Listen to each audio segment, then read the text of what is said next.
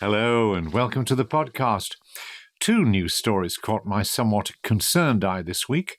The first was the decision by Ofcom, the industry regulator, not to change the wording of its guidance on politicians presenting TV news and current affairs programmes, doubtless to the relief of Nigel Farage, who is paid around £400,000 a year for his contributions to GB News.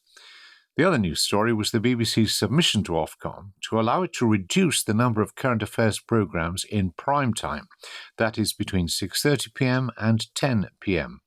At present, the BBC must transmit 106 hours of current affairs in prime time, of which 45 hours have to be on BBC One. Well, it now wants to reduce that 106 hours to 70, with no minimum hours for BBC One. In other words, it could move primetime current affairs off BBC One entirely. Unlikely, but possible. I want to discuss these issues with Professor Stephen Cushion of the Cardiff School of Journalism, where he is Director of Research and has just launched a major project into impartiality entitled Enhancing the Impartiality of News and Analysis of Political Reporting. Professor Cushion, welcome to the programme. I wonder if you'd help me out with a dilemma here, which is I've read the latest Ofcom finding or statement on politicians presenting news or current affairs programmes, and I don't understand it. I mean, it says, or seems to say, despite the widespread concern, that no change to the wording is necessary. Could you interpret this for me? Well, the first thing I'd say join the queue, because I think quite a lot of people don't quite understand the rules or the updated rules. It looks like they want to go back to perhaps the position they were in just before the court case, of course, where the judge kind of overturned a decision between Ofcom and GB News. So it looks like it's kind of returning to that point in time where politicians can present current affairs programming. But there's some slight clarification, I think, in terms of Ofcom being slightly more focused on a politician in the way that they present particular programs. So I think that scrutiny will come, but I think it's pretty much the status quo before that court case. In a sense, what this is basically about is Nigel Farage, isn't it? And people like him appearing on GB News. As far as I know, none of the public service broadcasters aim to put a politician into a current affairs or a news and current affairs programme. So we're talking about essentially Nigel Farage. I think Ofcom might dispute that in a way. And I think if you read the consultation, which I tried to do, it's quite a lengthy one that was produced and published yesterday. And to be fair to Ofcom, they do really substantively engage with a lot of the submissions to that contribution. And, reading some of the reaction to it as well, I think broadcasters were slightly put off by having more regulation around how politicians can appear, perhaps in current affairs programming beyond news, if you like, GB News, whether they feature on This Morning or LBC News, where perhaps a politician will come in and host a program because a regular presenter isn't there. And so my sense of it, reading through the documentation, is that they felt they didn't want to impose more regulation. So I think it might be a wider issue. Yeah. Oh, well, I think that's true, but that fits into the last government's view that it wanted, as far as I can see, to broaden the number of voices being heard. And it effectively said to Ofcom, I'm told, go easy on GB News, which is starting up, and let it find its way. And this is a sort of new adventure in broadcasting. But the net result of this has been, apart from something like £400,000 being paid by GB News to Nigel Farage, I think his overall earnings from media are something like £1 million a year. It effectively means that he can produce a program which he may not actually read the news itself, but he directly comments upon the news and steers the conversation. That's a major departure, isn't it? I think so. And I think the big issue there is there hasn't really been a public debate for 10, 20 years about how broadcasting is evolving. We produced some research recently, which hopefully we can get onto, which asked people whether or not they liked politicians to present programming. And, only 29% said they did. A narrow majority, 51%, were opposed to that. And there's a lot of don't knows. In fact, don't knows is a common thing with questions around media regulation because it's not widely debated. It's not widely discussed. But my interpretation of the rules, it's not just around, say, Nigel Farage presenting programs on GB News. According to Ofcom rules, I think Sir Keir Starmer could potentially present BBC Newsnight, and it would be within the Ofcom rules. Of course, the BBC wouldn't allow it, but I think it would be permissible as long as he didn't present news in the way that Ofcom prescribe. But I think this is, going back to an old-fashioned, as it were, definition of news, because we have in programs like Channel 4 News and Newsnight, you could say, are they news programs? Are they current affairs programs? They're a combination of both. And I suppose if you look at the principle, is should a party politician be given a prominent position to steer a debate on a serious contemporary news issue from his perspective and or her perspective, and I think that's the concern. But I think you've done some research which questions whether Ofcom are right about the public welcoming this sort of programming. Yeah, so the survey that we put out and we asked YouGov to conduct, simply asked that program, are they happy with politicians presenting programs that reflect on the day's news? And as I said a moment ago, a narrow majority were opposed to that. A lot of people didn't know either, and only 29% would agree with that. And then we asked follow-up questions as well about whether or not people felt comfortable if programming was more politically opinionated. And the majority, again, against that direction of travel. People were generally supportive of impartiality. So it gets a lot of headlines, impartiality, negative headlines, questions of BBC bias and all the rest of it. But actually, most people still really believe in the principle of it.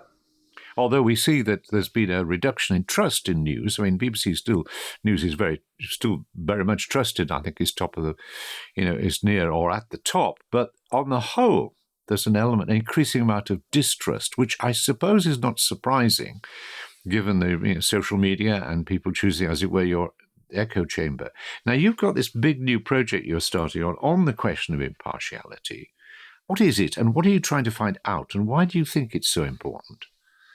Well, I think it's important for the reasons I outlined a moment ago, which is that it's a topic that comes up a lot. I think most people don't necessarily debate it in terms of the formal guidelines of due impartiality. They might use it as in terms of how the media presents politics, questions of balance, of bias, and so on.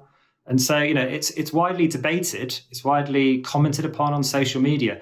But it's very anecdotal, isn't it? You get selective clips that are shown on social media, and then all of a sudden there's allegations of BBC bias attacking political editors. And what I think is needed is really proper, systematic, rigorous research that explores broadcast coverage over time, conducts proper representative polls about how people feel about these things. We're going to do focus groups soon as well. We're talking to a lot of broadcasters and journalists as well. We've interviewed quite a few. And if there's any journalists out there that are listening to this that would like to be interviewed on this, please get in touch, because we want to speak to people and get a real sense of it. So it's really about understanding what it means in practice, because as we've been talking about, the rules are changing, aren't they? We're a bit of a crossroads. Do we want to be more an opinionated type of TV and radio programming, or do we want it to preserve this due impartiality guideline? So that's one of the reasons for doing the project. But what is happening here is essentially that the money is going one way. Clear when you look at the states end here, the way to make money, if you like, out of news, which most people think is an extremely difficult thing to do, is to present and reinforce the opinions of those who are listening or watching to you. And you can see that with Fox, what happened with Murdoch in America, where it was in danger of losing its core audience. It then moved back to reinforce its prejudices. And you see that elsewhere. And the other thing which is going on, obviously, is that things get very binary. And things are getting very extreme, and you draw attention on social media in a sense, the more exaggerated your claim. So, as it were, the commercial arguments for a news organization are pushing one way: go more opinionated, go more tabloid, identify your audience and deliver them what they want, even if what they want is a reinforcement of prejudice. And on the other hand, are you and perhaps the public service broadcasters here in the UK still, who are trying to pull it the other way. It's a very great tension, that, isn't it? I think it is, but I think in the UK, we've not gone down as far as the US has gone down. That regulation, if you trace the history of the fairness doctrine, which is kind of not exactly the same, but similar to the UK's due impartiality guidelines, that was 1987 when I think those were rescinded. And it took time for the kind of Fox News and MSNBC on the left to evolve, to become influential, to see that kind of polarized culture that you were describing. I don't think we're there yet in the UK. So that's why we need this debate. These big questions around, the announcement yesterday that was made by Ofcom about politicians presenting programming, it got some coverage, but I think it deserves a lot more, because once politicians, whether it be Nigel Farage or Sir Keir Starmer, start presenting primetime TV shows and it becomes normalized, it's very hard to go back to the situation we're currently in now, even 10, 15 years ago. So all of this debate and this research, the podcast you're doing, is really important, I think, to raise concerns around this. And you have identified in some of your research that perceptions of, for example, net migration do vary depending on which broadcast outlets people use. You have a finding, I think, that people who watch GB News think still that net migration is going up, when in fact, actually, it's going down. I mean, after a long period of increase. Yeah, I mean, I think, the context of that question was I was listening to a BBC media show debate last month where they were talking about impartiality and how it gets interpreted, how you apply it. And I think when one of the debates was around coverage of protests, against immigration. And I think it was James O'Brien that made the point that perhaps an impartial broadcaster should perhaps make the point to in a news story about this, that whilst it's understandable perhaps that people have concerns about immigration, actually in the last year, immigration has fell. So the policy decisions that are made is affecting the net migration figures. And I think, I can't remember who it was now, but someone in the panel said, no, the public know about that. They're aware of that already, which is one of the motivations to slip that question in at the last minute, actually, with YouGov, to ask people. And we can talk about GB News in a moment, but the vast majority of people got it wrong across all the broadcasters, in particular GB News viewers. They came out the highest, but it was also the case for, I'm pretty sure, for BBC, ITV, Channel 5. There was widespread poor public knowledge about this issue. So it identified something there that, if we want, impartiality is interpreted in different ways, but actually it should be challenging what politicians are saying as well. So you're not just balancing different perspectives, you're actually holding them to account. So impartial journalism might actually include adding that little bit of context, perhaps when they're reporting a protest. I'm sure a lot of journalists would say they want to do that, but of course the problem with news in particular is you have little time to do it. And you're now facing people, I don't want to be naive, but in the past, on the whole, I felt that if politicians made a statement, they might exaggerate the facts, but they wouldn't invent them. They might be partial, but they wouldn't lie. And I don't think you can make that assumption now in many areas. And I think you've also got people like Donald Trump, so some would say Nigel Farage, who are adept at grabbing headlines and making an almost irresistible comment day by day by day.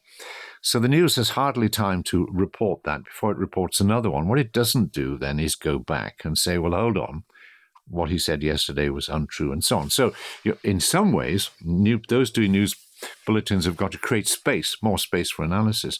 But that's the traditional role of current affairs. And I noticed something rather worrying to me anyway this week. The BBC has written to Ofcom, and it wants to be able to put fewer current affairs programs in prime time.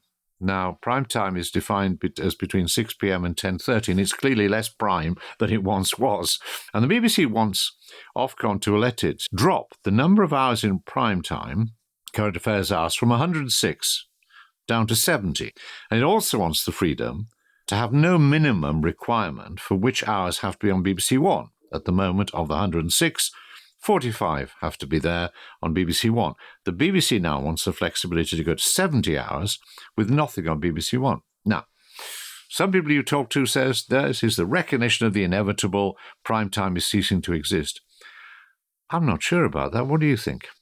I think it's a concern, particularly in light of the fact that we've just been discussing poor public knowledge about certain issues. And, I know that audience viewing figures, clearly there's a fragmentation of the media landscape. So people aren't tuning in the way they were 20, 30 years ago and watching Panorama.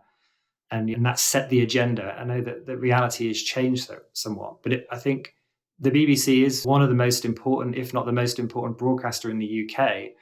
So its supply of high quality, impartial current affairs is crucial, I think, to keeping people informed. And as you said a moment ago, often it's left to those kind of long form broadcasts to really scrutinize certain claims, put them into perspective. And what often you see as well with those current affairs programs, the lead journalist will often appear, say, on BBC Breakfast or Radio 4. And so that follow-up will also come in some of the news programs too. So for me, it is vital that's kept. I think, looking at the various clips which you have on this podcast about bias in the Middle East and elsewhere, I was never and have never been convinced that the BBC coverage has been biased, but I have been convinced, and a number of senior people within the BBC have told me this, that they don't think there's been sufficient context.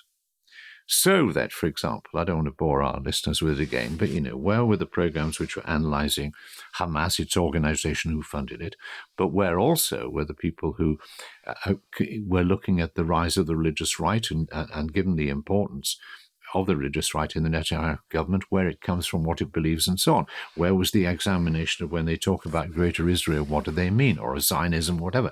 So I would say this coming from current affairs background, but it seems to me what the BBC had was analysis, sufficient analysis, whereas people like the overworked Jeremy Bowen were doing their best. Well, if people are increasingly switching away from prime time, and if organisations like the BBC are reducing the amount of current affairs programmes, then there'll always be small minorities of people who go and search for material. But we're looking at a large section of the public, perhaps a majority of the public, who will have no access to that form of analysis unless it happens within the major news outlets. I couldn't agree more. I think it is vital that we keep those kinds of programme and we keep viewers informed on those hot issues. Of course, broadcasters will say, and the BBC will say, I'm sure, that audiences are going elsewhere, whether it be social media, TikTok, and they've got to go where the audience is. So whilst I do agree with you, and I would probably err on the side of keeping the amount of hours that they have, they also need to think through how can they communicate and add that kind of context and analysis on different platforms. If you read some of the Ofcom research about how people consume news, if you're ever waiting at a train station, people aren't chatting to each other. They're all staring at their phones and they're scrolling, aren't they? Scrolling up and down on news feeds. I've always thought that having context, even within a headline, is really significant. And that can actually, it might seem subtle, but it can be quite significant in raising people's understanding of things. I'll give you one example with that. Obviously, coming from Wales, if you're reliant on the BBC and UK media, you might be hearing stories perhaps in the last few days about a kind of the rise, if you like, of tuition fees or the introduction of new A-levels and how that's evolving. Now, those are policies, obviously, that affect England, and they might eventually affect Wales and Scotland and Northern Ireland. But sometimes the headlines, and it's not just the BBC, broadcasters generally or media outlets generally, don't have that little caveat that just says England or Wales or Northern Ireland. And just little things like that, actually, I think the repetition of things is really important to just making sure that people are fully informed on issues. I'm sure people in Scotland and Northern Ireland will reinforce, well, I would from the north of England reinforce that. There's always been that danger. But what we're essentially saying now is that you can't just say, which, broadcasters tend to say, oh, that we did this program or the information is available. Well, okay, maybe available, but people aren't going to find it and go to it. So what you're arguing for, again, is really in the central news programs, at least signalling, hold on, there's a problem here, go and check it out. So it's not, it's not enough to say the research is available elsewhere. The best example of that is the classic £350 million claim that was made, of course, during the Brexit campaign. And there were critics that said the BBC never challenged that, it wasn't there. They did. Reality Check, which is the fact-checking service at the time, clearly responded to that claim. I think they referred to the UK Statistics Authority that challenged it, and I think they called it misleading. So it's there, it's on the public record. The question is, and it's an open debate, to what extent could the BBC and other broadcasters repeated that rebuttal? How often could they have done it? Should they have allowed the bus, if you like, to constantly appear in a backdrop? I think that's just a good example for issues more generally. We talked about the net migration figures earlier, and the BBC and ITV, I looked into it, they reported on the ONS figures that showed that there was a decline. They were lengthy pieces, but it's in all the other stories about immigration and net migration. Did they add the context, a line or two? Could a broadcaster in a very short piece on the 10 o'clock news, could they just add just that little bit of caveat there that just puts things into perspective? I mean, a good case, I think, was when Robert Jenrick made his statement about Wolverhampton, for example, and not seeing a white face. That was reported on the main news. The reaction was reported, so you could say that the reporter was impartial, but what nobody did on that bulletin, though I noticed it happened elsewhere, to say, well, hold on a second, go to the census. How many white people live there? That's the first point. The second point is, what sort of organizations are there across the different communities and cooperating and so on, and go and find out. Instead, we had it treated solely as it were within party political terms. Well, I think what you're arguing, and I would argue, is that's not good enough. Stop. We don't necessarily want to hear what the other politicians say for the moment. We want actually somebody to give us the best impartial analysis before we then elevate it to an argument. Quite. But that's tough. It is tough and it's brave. And there are instances where that's happened, because we've done a lot of research over many years that have explored this and explored how audiences feel about this and that kind of he said, she said kind of approach to political reporting. And we've explored, for example, we've forensically explored how the same issue, the same claim is reported on TV news compared to online news, compared to fact-checking services like BBC Verify and Reality Check, or on Channel 4 as well. And you get a different type of response. TV, it's much more about the he said, she said. Now, you could say that's to do with the brevity of TV news. I still think you can sneak a little bit more in there to actually get a bit more of a journalist playing the referee, so calling things out a little bit more. It shouldn't just be about balanced journalism. You get it more on online news, and you certainly get it on the fact-checking service. And to be fair to the BBC, over the last few years, they put BBC Verify much more centralized, literally within the newsroom. But there are moments, I think, where it really comes, and it's a really important part of BBC journalism, not least during the election campaign last year, where after the TV debates, the leaders' debates, there was, I think, a claim that the then Prime Minister made. The next day, Chris Mason on the 10 o'clock flagship evening programme called it out. I think he even called it misleading. And then there was quite a good forensic piece by BBC Verify really going into detail about how it wasn't right to use that particular claim. Of course, news would say, and others would say, we should be talking about due impartiality. But of course, that's also a difficult thing. Now, we're looking in the past, and when looking at climate change, for example, there was a row. I remember when Nigel Lawson was interviewed, somebody who, a climate change specialist and scientist, talking about man-made contribution to climate change and asserting it was real. We then had Nigel Lawson, who was well qualified to talk about the economy and business, and had no qualifications at all to talk about climate change. And so I think there's a big argument about that, and saying, well, that the BBC there was not being duly impartial, if you like. But the closer, it's been my experience in the past, the closer you get to an election, or when you're dealing with royalty or whatever like that, the BBC tends to say on the one hand and the other, and retreats to all of that. And that's a sort of, is our survival at stake? How close to the charter negotiations? Do we lead and increase the licence fee? Be careful. Well, be careful. You don't have to tell people much, but if you tell them to be careful, there's a natural element of caution. What you're calling for, in many ways, is bravery. People to call out correspondents who know what the facts are, to have the courage to say so. And, in terms of the Gaza conflict, where you're dealing with and are dealing with the most sophisticated public relations efforts from the Israel side and the supporters of Israel, and of course propaganda from the other side, but not on the whole as effective and sophisticated. When you take that on, which you should do, you get hammered. Those funded by, if you like, the state, are worried about for their survival reasons. Those who are privately funded are worried against going against public opinion because they think their audiences might drop off. So it requires a lot of courage and, above all, a leadership from the top, doesn't it, to say, no, this is our job, and it's not to kowtow to prejudice. Absolutely. And we saw with the BBC's own research in the last week, there were 2 action points that they reflected on, one of which was there was a lot of concern around the independence the BBC has from the government. I can't remember the exact statistic now, but it was quite a high proportion of people that thought that they weren't particularly independent from the government. And that's partly a symptom of the kind of funding arrangements that exist there, that they, as you just described, as closer it gets to charter renewal, they are reliant on the government of the day. So you can understandably see why there's an exercise of caution, and they're seen as the national broadcaster. So they don't want to be too far away from public opinion. So it's incredibly difficult. And that's why I I referenced the point where in one of the most high profile points in British democracy, if you like, on the eve of an election, the BBC did actually call out a sitting prime minister. So there are moments where it does happen.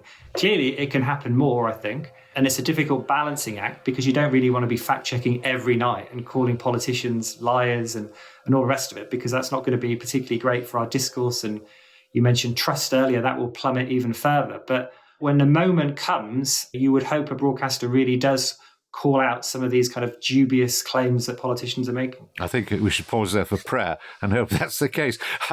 One last thing I want to introduce there is the question of representation. There is an argument going on about, and Reform points to its success in the opinion polls. It has a handful of members of parliament. And, it thinks should be more prominent. Others say, and for example, the Lib Dems say, look, we've got all these people in Parliament now, and yet, we are less well represented on air than Reform.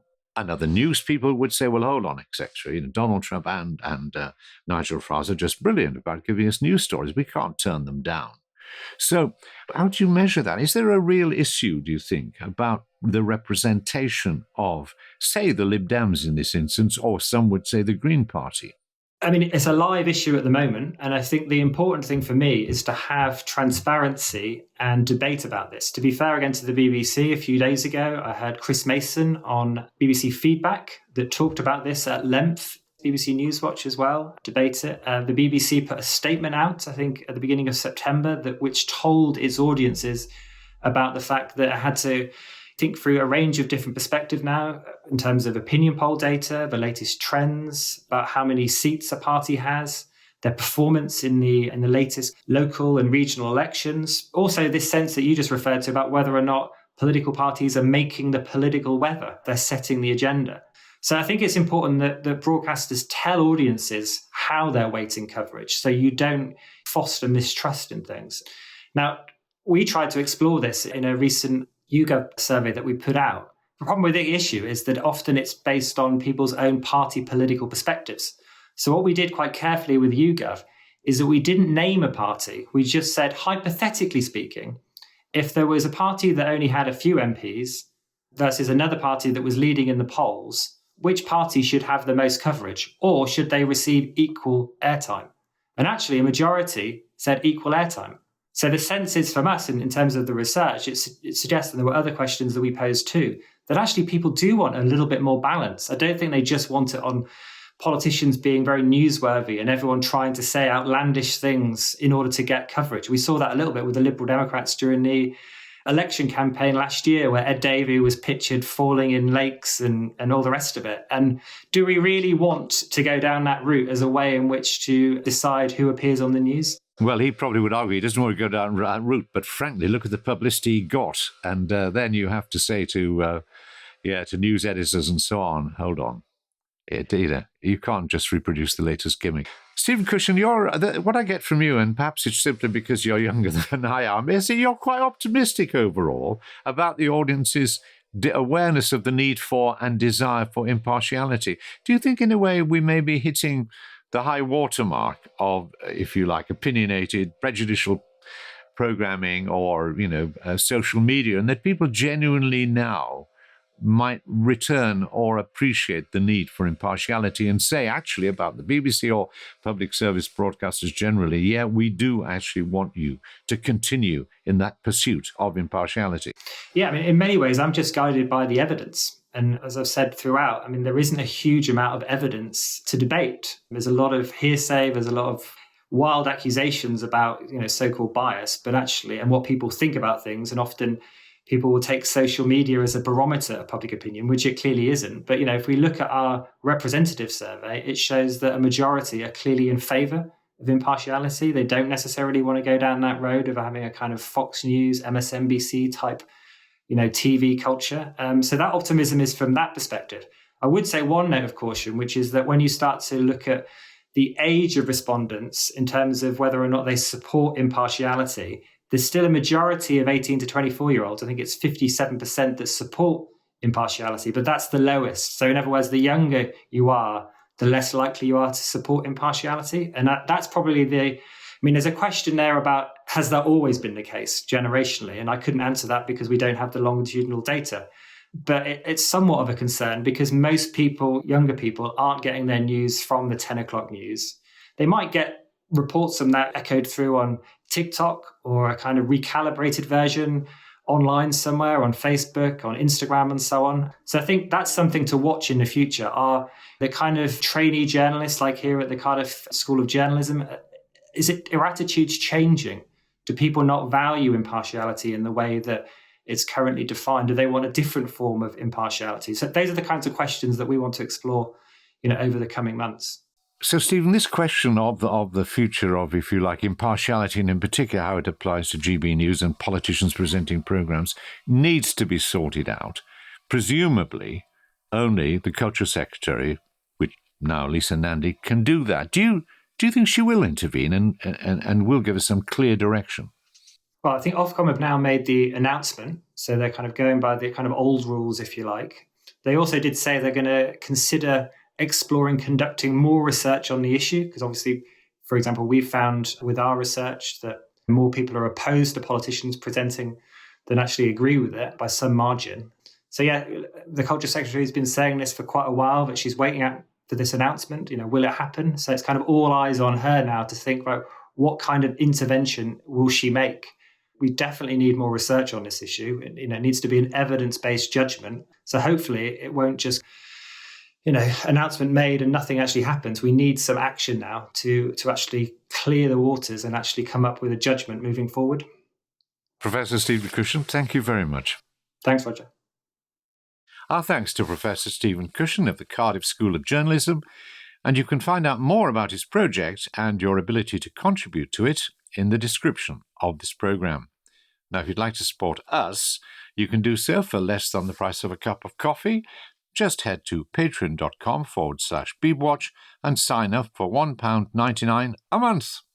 You'll also receive my weekly blog in which I share some reflections on the week's interview.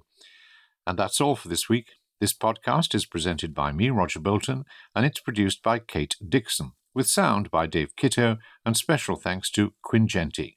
It's a Good Egg production. Until next time, goodbye.